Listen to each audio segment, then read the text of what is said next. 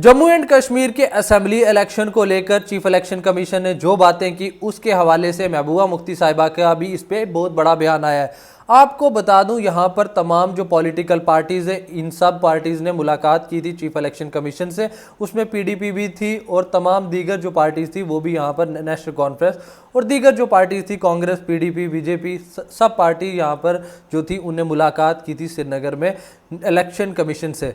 और election commission की team से सारी जो प्रॉब्लम्स थी वो बताई, किस तरीके यहाँ पर हर 2 किलोमीटर पे कैमरेज इंस्टॉल होने चाहिए और किस तरीके यहाँ पर जो भी पोलिंग स्टेशन से 2 किलोमीटर के अंदर होने चाहिए। और दीगर जो प्रॉब्लम्स थी वो चाहे सिक्योरिटी के हवाले से कि तमाम जो पॉलिटिकल लीडर्स हैं, तमाम जो असेंबली के जो भी कैंडिडेट्स होंगे उनको बराबर सिक्योरिटी मिलनी चाहिए, उसके हवाले से भी बोला था। और वो सारी जो बातें हैं वो इलेक्शन कमीशन ने प्रेस कॉन्फ्रेंस में भी बोली कि ये चीज़ें हमसे यहाँ पे तमाम पॉलिटिकल पार्टीज ने ये पॉइंट्स जो है कंसर्न्स से जो वो रेज किए और उसके हवाले से हमने तमाम अपने डिप्टी कमिश्नर और एसएसपी से बोल दिया है कि यहाँ पर तमाम लोगों को जितनी सिक्योरिटी मिलनी चाहिए उतनी दी जाए।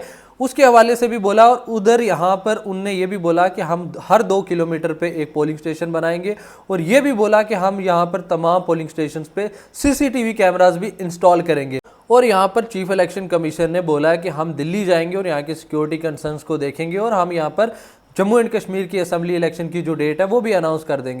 और अब इस पे बयानात जो हैं जम्मू एंड कश्मीर के तमाम पॉलिटिकल पार्टीज के बड़े बड़े लीडर्स के आ रहे हैं। बात करें हम यहाँ पर नेशनल कॉन्फ्रेंस का, इस पे बयान आया, आपको मैं बता देता हूँ। नेशनल कॉन्फ्रेंस के जो तनवीर सादिक जो है, जो नेशनल कॉन्फ्रेंस के बड़े लीडर हैं, उनका भी इस पे बयान आया है। उनने बोला कि जो चीफ इलेक्शन कमीशन से हमने जो हमारे लीडर्स ने बात की थी, जो इश्यूज रेज किए थे, चाहे सिक्योरिटी की बात की जाए और दीगर जो इश्यूज थे जो रेज किए थे, उनने वो प्रेस कॉन्फ्रेंस में भी बोले और उस चीज़ के लिए हम उनकी तारीफ करते हैं। कहीं ना कहीं यहाँ पर इलेक्शन कमीशन ने हमारी बातें सुनी है और वो प्रेस कॉन्फ्रेंस में भी रखी है कि ये तमाम बातें हमसे पॉलिटिकल लीडर्स ने बोली है और हम इस चीज़ पर ध्यान देने वाले हैं। और इस पे जो महबूबा मुफ्ती का बयान आया वो भी आपको बता दूं, महबूबा मुफ्ती साहिबा ने इस पे बहुत बड़ा बयान दिया है। महबूबा मुफ्ती साहिबा यहाँ पर क्रिटिसाइज ही कर रही है कहीं ना कहीं चीफ इलेक्शन कमीशन को कि उनने जम्मू एंड कश्मीर का दौरा किया, पिछली बार भी दौरा किया और चले गए और असेंबली इलेक्शन नहीं करवाए। गुलिस्तान न्यूज चैनल से ये बात करते हुए एक इंटरव्यू दिया और महबूबा मुफ्ती साहिबा ने बोला कि जम्मू एंड कश्मीर का जो इलेक्शन है उसको एक तमाशा बना दिया गया है और यहाँ पर यही है कि यहाँ पर एक डुगडुगी जो बजती है और बंदर का नाच होता है, उस तरीके इनने एक बहुत बड़ी तरीके कहीं ना कहीं तंज करसी है यहाँ पर इलेक्शन कमीशन की तरफ, जिस तरीके उनने ये बात की है। महबूबा मुफ्ती साहिबा कहती हैं कि यहाँ पर एक बंदर का नाच हो रहा है और हम यहाँ पर इलेक्शन को भीख में नहीं मांग रहे, एक डेमोक्रेटिक राइट है जम्मू एंड कश्मीर के लोगों का और इलेक्शन बहुत पहले हो जाना चाहिए था, आज से 5-6 साल पहले ये इलेक्शन हो जाना चाहिए था। उसके हवाले से भी यहाँ पर महबूबा मुफ्ती साहिबा ने बोला। और महबूबा मुफ्ती साहिबा ये भी बोलती हैं कि इलेक्शन करवाना है तो हमें बोल दिया जाए, अगर नहीं करवाना तो भी बोलें। ये क्या ज़रूरत थी जम्मू एंड कश्मीर में आने की जब आपने इलेक्शन ही अनाउंस नहीं किया। सिक्योरिटी के जो मेजर से आपको पता नहीं है, जम्मू एंड कश्मीर में आपने अभी लोकसभा के इलेक्शन करवाए तो आपको सिक्योरिटी के हवाले से दिल्ली में जाकर ऐसी क्या बात करनी है, उसके हवाले से भी यहाँ पे महबूबा मुफ्ती साहिबा ने बोला है। और यहाँ पे महबूबा मुफ्ती साहिबा ये भी कहती हैं कि जम्मू एंड कश्मीर के लोगों के साथ ये इस तरीके का एक रवैया जो है इख्तियार किया जा रहा है कि यहाँ पर हमें इलेक्शन के लिए भीख मंगाना चाहते हैं ये, और उसके बाद क्या सोचते हैं कि जब इलेक्शन का ऐलान हो जाए और हम जो नाचने पड़ जाएँ। तो इस टाइप से कहीं ना कहीं महबूबा मुफ्ती साहिबा ने एक बड़े बड़े बोलते हैं ना तंज जो कसने वो कसे हैं।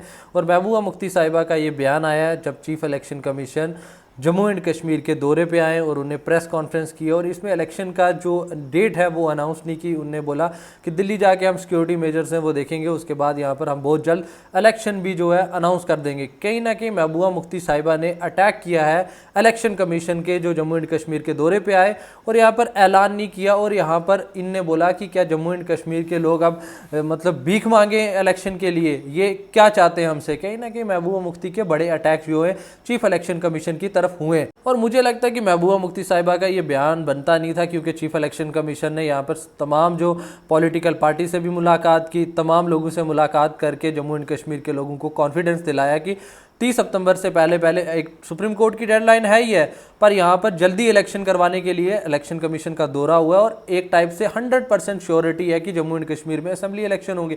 प्रेस कॉन्फ्रेंस कर उनने तमाम जो बातें रख दी हैं, चाहे जम्मू एंड कश्मीर के इलेक्टोरल रोल्स की तरफ से उनने बात की हो, हर तरीके जो है जम्मू एंड कश्मीर के असेंबली इलेक्शन की तैयारियाँ यहाँ पर 70-80% श्योर हैं। और कहीं ना कहीं जिस तरीके हमारे चीफ इलेक्शन कमीशन ने बोला कि हम बहुत जल्द जम्मू एंड कश्मीर में इलेक्शन करवाने जा रहे हैं, और उनने हर चीज़ यहाँ पे पॉइंट टू पॉइंट बता दी। जहाँ पे नेशनल कॉन्फ्रेंस ने, जो नेशनल कॉन्फ्रेंस के बड़े लीडर हैं, मैंने आपको अभी बताया तनवीर सादिक साहब, उनने जहाँ पर बोल दिया कि हमने इलेक्शन कमीशन ने जो चीज़ें बोली हैं हम उनसे इत्तेफाक करते हैं, और उनने जो चीज़ें हमारी सुनी है, हमारी जो तमाम पॉलिटिकल लीडर्स ने जो आवाज़ उठाई कि हमें यहाँ पे ये चीज़ें चाहिए, वो चीज़ें उनने सुनी है, तो वो प्रेस कॉन्फ्रेंस में भी रखी और उस चीज़ से हम खुश हैं। और यहाँ पे जो महबूबा मुफ्ती साहिबा का बयान आया, ये तो मुझे लगता है कि कोई बयान बनता नहीं था। महबूबा मुफ्ती कहीं ना कहीं ये वो बोलते हैं ना, एक हाईलाइटेड पोजीशन में रहना चाहती हैं कि महबूबा मुफ्ती जम्मू एंड कश्मीर के लोगों के लिए आवाज़ उठा रही हैं।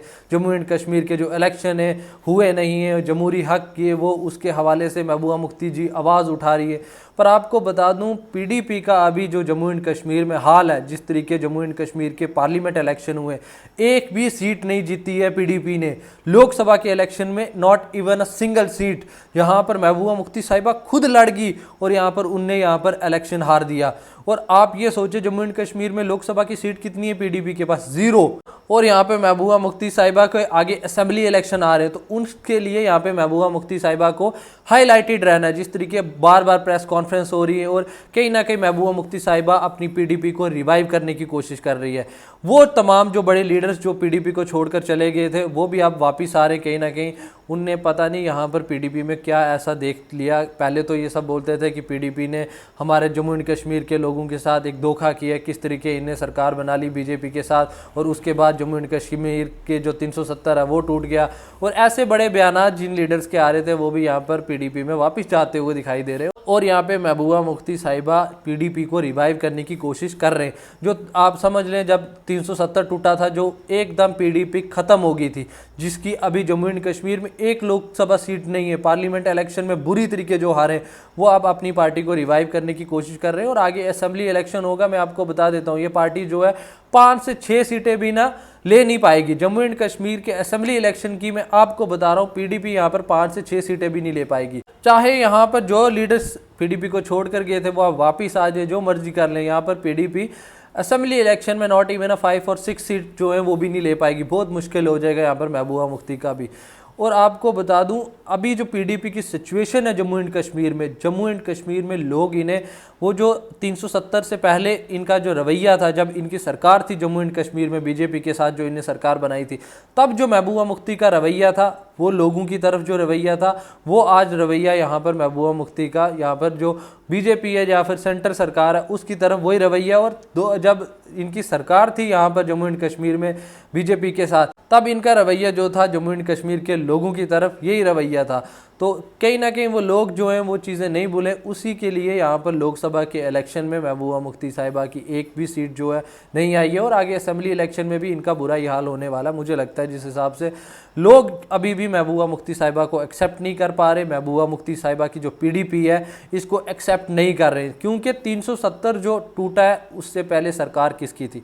महबूबा मुफ्ती साहिबा यहाँ पर बीजेपी के साथ सरकार बनाई। 370 से पहले महबूबा मुफ्ती साहिबा ने जम्मू एंड कश्मीर में बीजेपी के साथ सरकार बनाई, उसके बाद 370 टूट गया। और जम्मू एंड कश्मीर के लोग जो हैं वो महबूबा मुफ्ती को नहीं भूले हैं, क्योंकि महबूबा मुफ्ती ने जब सरकार बनाई थी बीजेपी के साथ, उनके जो बयानात थे तब वो जो बयान थे वो मैं आपको क्या ही बताऊं, आप सब लोग जानते हैं। तो अब आगे जो असेंबली इलेक्शन आने वाले, मैं तो बोलूँगा तमाम लोगों को कि आँख खोल कर वोट देना, और आँख खोल कर अपने जो तमाम जो बड़े बड़े लीडर्स हैं इनको देखना कि ये लीडर्स जो हैं ये दिल्ली में अलग बात करते हैं और जम्मू कश्मीर में अलग बात करते हैं। इनका ये जो है ना, ये दिल्ली वाले बयानात भी देखना और जम्मू एंड कश्मीर के बयानात भी देखना, और ये देखना कि आपके इलाके में अच्छा लीडर कौन है। आप ऐसे लीडर को नहीं जितवा देना जो आपकी बात ना करे, जो आपके काम ना करे। अभी तो तमाम लोग जो हैं ये प्रॉमिस करेंगे, हम ये करेंगे वो करेंगे, ये जब आपके इलाके में आएंगे इनसे लिखवा कर ले लेना कि आप ये काम करोगे, हमें साइन करके दे दो, क्योंकि ये आपको पता है असेंबली इलेक्शन होंगे तो उसके बाद इनके तेवर चेंज हो जाएंगे। अभी ये पावरलेस है, तमाम जो है इनके पास पावर नहीं है, और आगे असेंबली इलेक्शन भी होंगे, इनके पास पावर तब भी नहीं रहेगी। जीतेंगे अभी कोई भी पार्टी अगर जीतती है, सीएम बनेगा, एमएलए बनेगा, मिनिस्टर बनेगा, इनके पास पावर ही नहीं होगी। ये एक अपना जो बोलते हैं ना, किसी डीसी को यहाँ पर ट्रांसफ़र करना, ये नहीं कर पाएंगे। किसी को भी यहाँ पे ट्रांसफ़र करने की पावर इनके पास नहीं होगी। एलजी साहब जो है उनके पास तमाम जो पावर है एलजी साहब की होगी। बाकी आप सबका इस पे क्या कहना है कमेंट कर ज़रूर बताना। बाकी आप सबका बहुत बहुत शुक्रिया मेरी ये वीडियो देखने के लिए।